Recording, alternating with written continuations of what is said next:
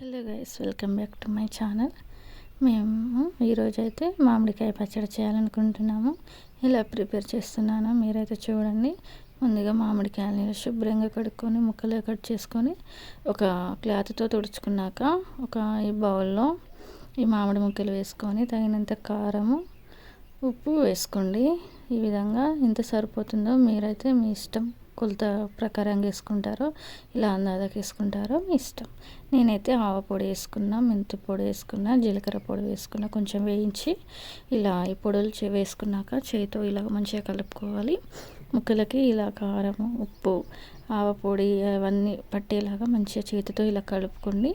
ఈ విధంగా కలుపుకుంటూ నేనైతే ప్రిపేర్ చేస్తున్నా. ఇలా పక్కకు పెట్టుకోవాలి. ఇలా కలుపుకున్న ముక్కలని ఈ విధంగా నేనైతే చేశాక చూసారు కదా, పక్కకు పెట్టుకొని మళ్ళీ కలుపుకుంటున్నాను.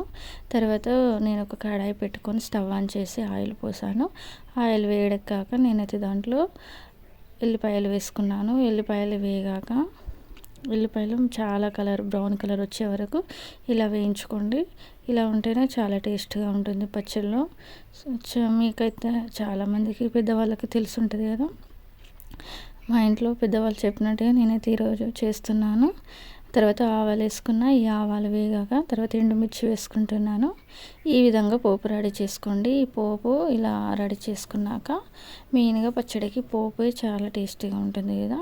ఆయిల్ ఎంత ఎక్కువ, ఇలా ఆయిల్ తర్వాత పోపుని చల్లగా అయ్యాక ఆ ముక్కల్లో ఈ ఆయిల్ని ఇలా పోసుకోండి. ఈ విధంగా పోసుకొని చేతితోటి మళ్ళీ కలుపుకోండి. ఇలా కలుపుకున్నాక మీకు తెలిసే కదా, ఇంతేనండి, సింపుల్గా మామిడికాయ పచ్చడి. ఇది 2-3 రోజులకి మంచిగా ముక్కకి ఆయిల్ పట్టాక ఊరుతుంది, చాలా టేస్ట్గా ఉంటుంది. తర్వాత నేనైతే ఎల్లిపాయలని కచ్చిపచ్చ దంచుకొని ఆ బౌల్కి రాసుకుంటున్నాను. ఎందుకంటే ఇలా బౌల్కి రాసుకోవడం వల్ల చాలా టేస్ట్గా ఉంటుంది, పచ్చడి ఖరాబ్ కాకుండా ఉంటుంది. మేమైతే కొంచెం క్వాంటిటీలో చేస్తున్నాను, సో అందుకోసమని నేను చిన్న బౌల్కి రాసుకుంటూ దీంట్లో పెడదామని అనుకుంటున్నాను. మీరైతే ఏ జాడీలో పెట్టుకుంటారో దానికి ఇలా కొంచెం ఉల్లిపాయ దంచుకొని ఆ పేస్ట్ని ఇలా రాసుకోండి. ఈ విధంగా రాయడం వల్ల పచ్చడి చాలా టేస్ట్గా ఉంటుంది, చాలా ఫ్లేవర్గా ఉంటుంది, చాలా రుచికరంగా ఉంటుంది.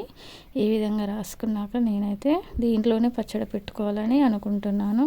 చిన్న బౌల్ అనుకుంటున్నారు, నేనైతే కొంచెం పచ్చడి చేశాను. ఈ విధంగా కలుపుకున్న పచ్చడిని నేనైతే ఆ బౌల్లో వేయాలని మళ్ళీ ఒకసారి కలుపుకుంటున్నాను. చూడండి ఎంత టేస్టీగా, అంటే ఎంత కలర్ఫుల్గా ఉందో. ఈ విధంగా ఉన్న పచ్చడి ఎంత టేస్టీగా ఉంటుందో మీరే అర్థం చేసుకోండి. మామిడికాయ పచ్చడి చాలా టేస్టీగా ఉంటుంది. సంవత్సరం అంతా ఇలా నిల్వ ఉంచుకోండి. ఎప్పుడైనా ఏదైనా కర్రీస్ లేనప్పుడు ఇది వేడి అన్నంలో ఇది వేసుకొని నెయ్యి వేసుకొని తింటే చాలా టేస్టీగా ఉంటుంది, చాలా సూపర్గా ఉంటుంది. చికెన్ కర్రీలు కూడా ఏది అవసరం లేదు, ఏం కర్రీ లేనప్పుడు ఈ పచ్చడి మనకు చాలా హెల్ప్గా ఉంటుంది. ఒకసారి ట్రై చేయండి.